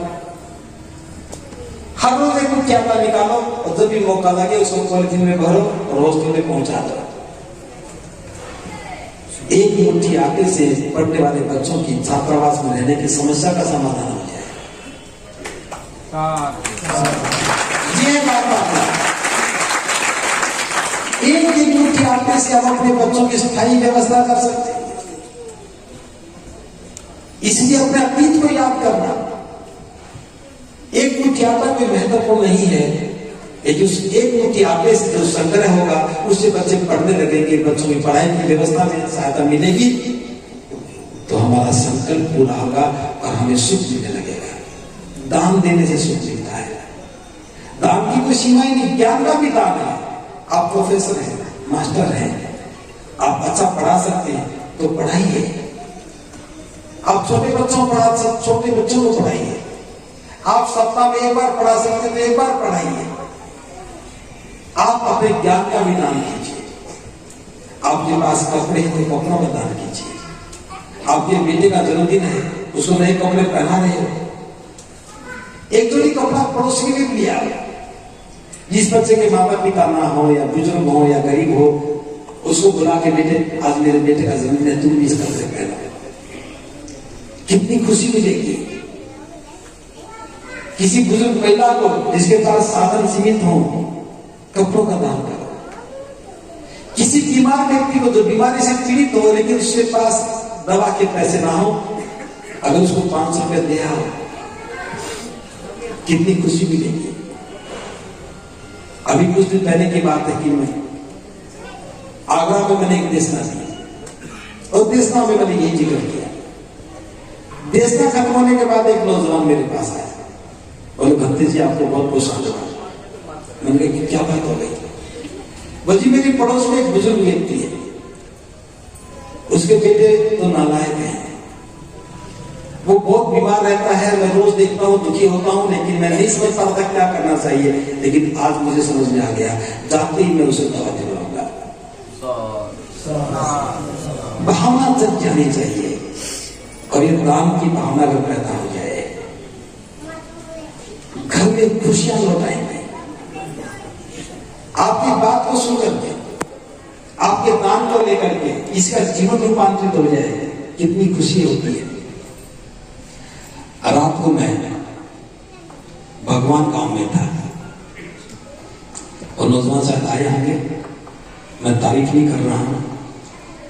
उसने मुझे बताया कि वो 9th क्लास में पढ़ता था, तब उसने मुझे सुना। अरड़की की घटना है। अब वो ग्रेजुएट हो गया, पोस्ट ग्रेजुएट हो गया, तैयारी कर रहा है। उसने कहा कि मेरी शादी होनी है, बहुत दीदी से शादी करूंगा, बताओ मैं कैसे करूंगा? जैसा बताओगे मैं वैसे ही करूंगा। मुझे लगा कि जो प्रयास मैंने किया था उसका परिणाम मेरे सामने है। 9वीं क्लास में सुना था और यहां पर आकर के वो शादी की बात वो दीदी से कर रहा है, रूपांतरित हो गया। वही चीज बीज नष्ट नहीं होते।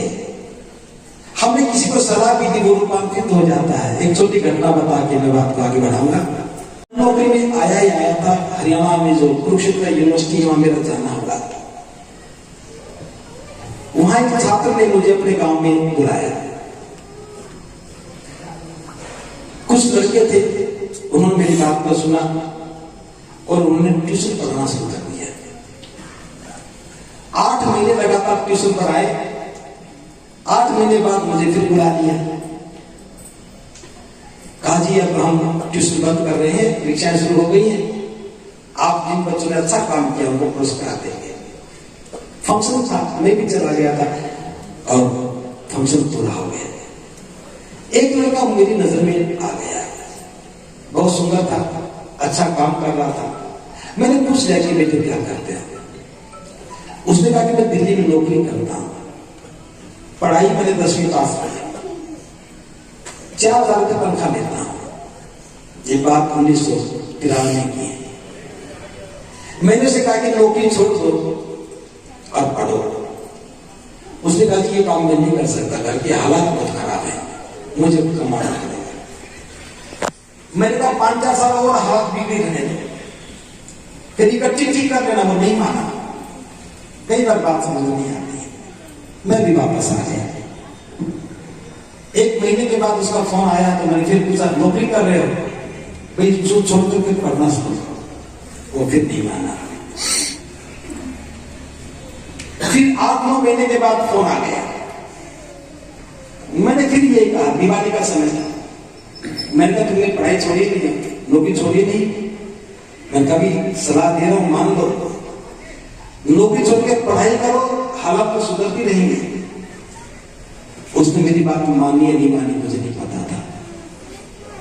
फिर मेरा संपर्क टूट गया, मेरी बदली हुई, उधर से मैं पलवल आ गया। जो मेरे को साथ लेके गया था उसकी शादी हो गई। शादी होने के बाद तो फिर संबंध टूट ही जाते हैं, क्योंकि हमारे नौजवानों में 2 बातें हैं, बढ़िया काम करेंगे, नौकरी लगते ही आधे खत्म और शादी होते पूरे खत्म।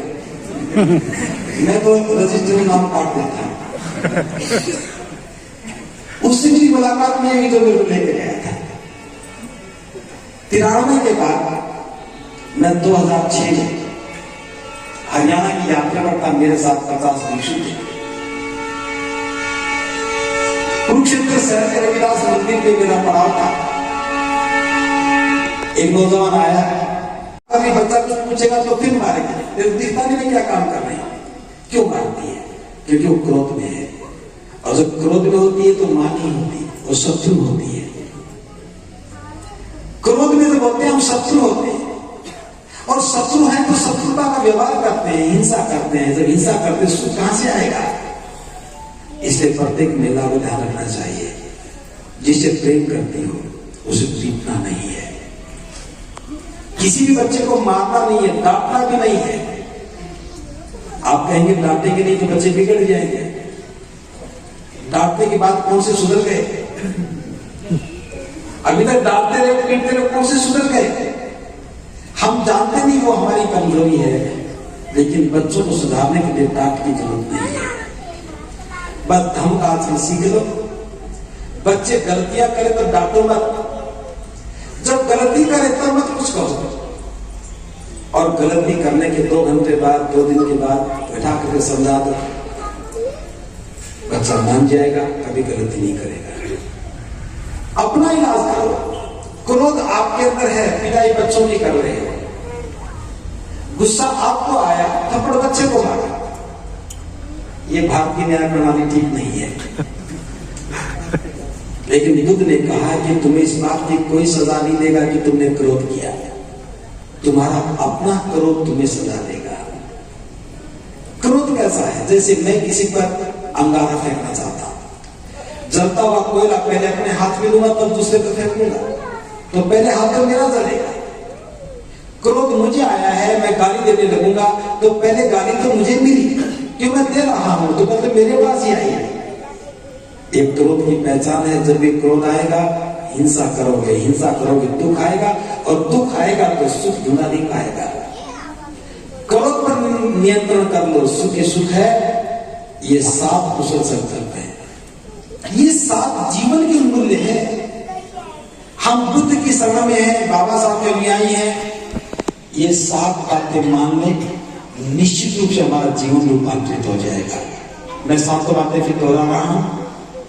माता पिता की सेवा करनी है जीवन भर, बुजुर्गों का सम्मान करना, कुल की मुखिया का, हमारी वाणी मधुर हो, ऐसा कोई काम ना करे जिससे दूसरे की हानि हो। इच्छा रहित जीवन जीना है, तृष्णा के पीछे नहीं भागना। जो हमारे पास निरंतर दान देते रहे, उदारता का जीवन जिए, कभी क्रोध ना करें, क्रोध आ गया तो तुरंत विजय पा लें। ये 7 बातें हैं, और ये 7 बातें आपके जीवन मूल्य हैं। आप करने लगोगे तो बच्चों की ट्रेनिंग घर में होने लगेगी, और बच्चों की ट्रेनिंग घर में होने लगेगी तो आप देखिए ये आपकी विरासत बनने लगेगी। आप गर्व से कहोगे कि मैं बहुत परिवार हूं, मैं बुद्ध का अनुयायी हूं, मेरे घर में माता पिता का सम्मान होता है, मेरे घर में कुल के मुखिया का सम्मान होता है, मेरे घर में सबकी वाणी मधुर है।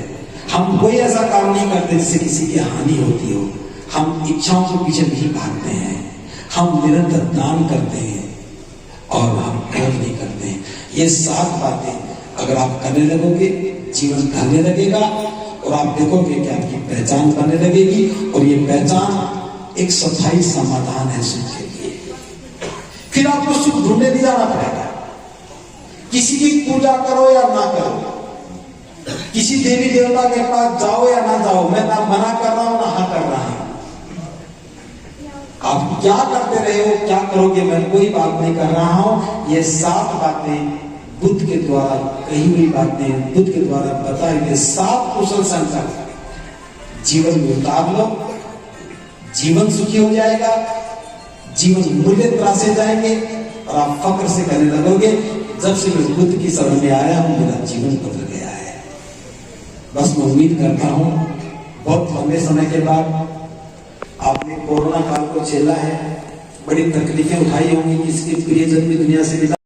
मैंने उसी दिन फैसला किया और नौकरी छोड़ के आ गया। फिर मैंने +2 की, फिर मैंने BA की, फिर मैंने इंग्लिश से MA की। अब मैं इंग्लिश का लेक्चरर हूं, और मेरी पत्नी भी इंग्लिश की लेक्चरर है। अब मैं एक बात बता रहा हूं, मेरा क्या योगदान है उस बच्चे के जीवन को संभालने में। कोई रुपया खर्च नहीं किया मैंने, बस उसके प्रति मेरे एक भावना थी कि ये बच्चा कुछ कर सकता है, और मैं उसको मोटिवेट करता रहा। 3 बार मैंने उससे बात की और जीवन बदल गया। आप भी किसी के प्रति ऐसी भावना रख करके अगर बात करोगे, उसका जीवन बदल जाएगा, और किसी एक का जीवन बदलता तो आप जीवन में सुख आता है। ये हमारी दोनों की परंपरा है। इसलिए जो भी हमारे पास है, अच्छी सलाह है, अच्छा ज्ञान है, धन है, दवा है, खाना है, जो भी कुछ है सब दान करो, निरंतर दान करो। और ये मत सामने लाना कि मैंने इतना दान कर दिया, और सही पात्र को दान देना। जो झूठ बोलता हो, चुगली करता हो, बेईमानी करता हो, धोखा देता हो, शराब पीता हो, नशा करता हो, जुआ खेलता हो, ये दान के पात्र नहीं है। इसमें जो सही पात्र दान देते हो, बच्चों को दान देते समय, बच्चों की पढ़ाई पर खर्च करते समय, जो संगठन इस प्रकार का काम करता है उसके काम को देखते हुए संदेह मत करना। कई बार हमारे मन के संदेह होते हैं, हम दूसरों को करने लग जाते हैं। काम सही कर रहा है उसको सहायता करो, सहयोग करो।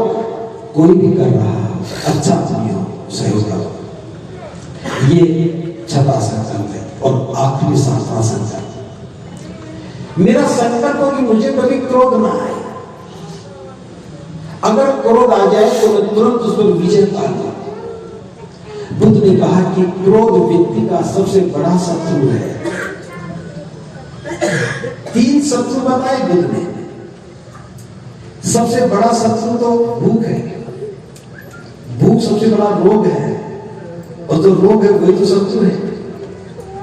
भूख हमें अनर्थ काम करवा देती है, इसलिए ये रोग भी खतरनाक है। आलस्य सबसे बड़ा रोग है और आलस्य ही शत्रु है। जिसको आलस्य घर कर गया, आलसी हो गया, उसके जीवन में कोई अवसर नहीं है। और तीसरा क्रोध। जो व्यक्ति क्रोधी है उसके जीवन में कभी सुख नहीं है। क्रोध करने वाला व्यक्ति ना तो खुद सुखी रहता, ना परिवार सुखी रहता है, और उसके जो संपर्क में है वो भी दुखी रहते हैं। क्योंकि जब क्रोध आता है तो हम होश को बैठते हैं। जब होश रहता तो क्रोध नहीं आता।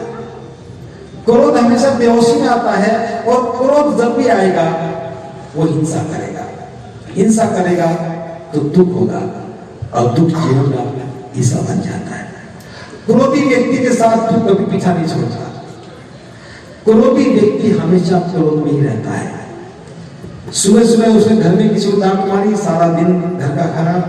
रात को घर में आया तो फिर डांट फटकार की, किसी को मार पीटी की तो रात खराब। पड़ोसी से बुरी बात होगी तो पड़ोस से संबंध खराब। क्रोधी व्यक्ति दुख का बहुत बड़ा स्रोत है।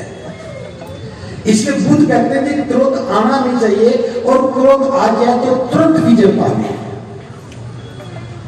और उसके लिए आसान रास्ता है। जब भी क्रोध आता है तो हमें पता लगने लग जाता है क्रोध आने वाला है। हम सामने बैठ करके बात कर रहे हैं, जब बात बिगड़ रही है तो लगेगा क्रोध आने वाला है। बातें छोड़ करके उठ जाओ। जिसके सामने खड़े होने से गर्म बातें होगी उससे दूर हट जाओ। घर के अंदर बैठे तो बाहर निकल जाओ, बाहर बैठे तो आनंद से बाहर चले जाओ। इतना करने से ही क्रोध नहीं आएगा।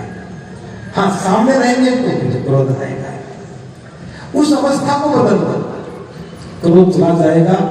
और सजगता का अभ्यास फिर कभी बताऊंगा, करते रहेंगे तो फिर क्रोध आना बंद हो जाएगा। क्रोध आना बंद होगा तो स्वभाव बदल जाएगा। आपने कभी हिंदी फिल्में देखी होंगी, देखते होंगे, उसमें 2 पात्र होते हैं। एक हीरो होता है, एक विलेन होता है। सुंदर कौन सा होता है, हीरो या विलेन? हीरो। हीरो बड़ा सुंदर लगता है और विलेन बड़ा खूंखार लगता है। कोई बताता कि विलेन है। विलेन खूंखार क्यों लगता है, भयानक क्यों लगता है? क्योंकि वो क्रोधी होता है। वो मार पिटाई करेगा, किसी को जान से मारेगा, किसी को लूटने की बात करेगा, तो विलेन होता है। आप बताएं कैसे पहचान बनी? जो क्रोध हमें बार बार आता है। क्रोध आने से मांसपेशियों में खिंचाव होता है, और वो खिंचाव हमारी आकृति बिगाड़ देता है। ज्यादा क्रोध करेंगे तो चेहरा परमानेंट बिगड़ जाता है। आंखें फटी फटी सी, चेहरे पे तनाव आने लगेगा। ये पहचान है। अब आप बताएं, आप घर के हीरो हैं या विलेन हैं? महिलाओं की मैं नहीं बता रहा हूं, क्योंकि महिलाएं घर में साथ में रहती हैं। मैं पुरुषों की बात कर रहा हूं। आप हीरो हैं या विलेन हैं? मैं एक सूत्र बताता हूं जो आपको पहचान करने में कामयाब होगा। जब आप घर जाते हैं, अगर आपके घर जाते हैं, आपके बच्चे आपको देख करके चुप हो जाते हैं, पढ़ने बैठ जाते हैं, चुप जाते हैं, तो आप क्या हैं? विलेन की पहचान नहीं। आप घर में गए, पता लगता है पापा जी आ गए, बच्चे चुप हो जाए, पढ़ने बैठ जाए, टीवी बंद कर दें, आप विलेन हैं, पक्के विलेन। आप मास्टर हैं, स्कूल में गए, कक्षा में जाते हुए बच्चों को देख लिया, मास्टर जी आ गए, आपको देखते ही बच्चे चुप हो जाए, सावधान बैठ जाए, पढ़ने लग जाए, तो आप विलेन हैं। और विलेन अच्छे होते बुरे होते हैं आपको बताने की जरूरत नहीं। आपके घर में जाते ही आपके बच्चे खुश हो जाए, चहचहाने लगे, आपसे लिपट जाए, पापा जी आ गए, पापा जी आ गए, तो आप हीरो हैं। स्कूल में गए, जाते ही आपको देखा बच्चे चहचहाने लगे, good morning sir, good morning sir, और आपको कहना पड़े बच्चे चुप हो जाओ, और बच्चे चुप हो जाए तो आप हीरो हैं। आप देखो हीरो बन के जीना है या विलेन बन के। बहुत सारी महिलाओं को बता रहा हूं, आपके समझने की बात है। एक माँ अपने बच्चों से सबसे ज्यादा प्रेम करती है ना, पिता नहीं करता। पिता तो जिम्मेदारी से भरा रहता बस। अगर बच्चे की माँ कहते पीटो इसको, तो थप्पड़ मार देगा, ये मां मेरी बात नहीं मानता, तुम ही पीटो। वो तो थानेदार की तरह से है, जोर पकड़ लिया, पिटाई कर दिया। एक महिलाओं के लिए बता रहा, माँ अपने बच्चे से सबसे ज्यादा प्रेम करती है। अगर कोई डांट भी दे तो लड़ पड़ती है। उसी घर में खाना बना करके कहें कि भाई साहब आप ये खाना खाओ, बच्चों को दुलारते हुए पुचकारते करो बेटा ये खाना खाओ, 12 दिन तक 15 दिन तक आप खाना खिलाओ, ये मानवीय गुण है। बस्ती में 20 घर है, 50 घर है, 50 घर अगर खाना खिलाएंगे तो तकलीफ कम होगी ज्यादा होगी, और 50 घर वहां रोज खाना खाएंगे तकलीफ बढ़ेगी या घटेगी? क्या फायदा इस एजुकेशन का, क्या लाभ इस नौकरी का, क्या लाभ इस योग्यता का कि हम एक छोटी सी अमानवीय परंपरा को भी नष्ट नहीं कर पाए?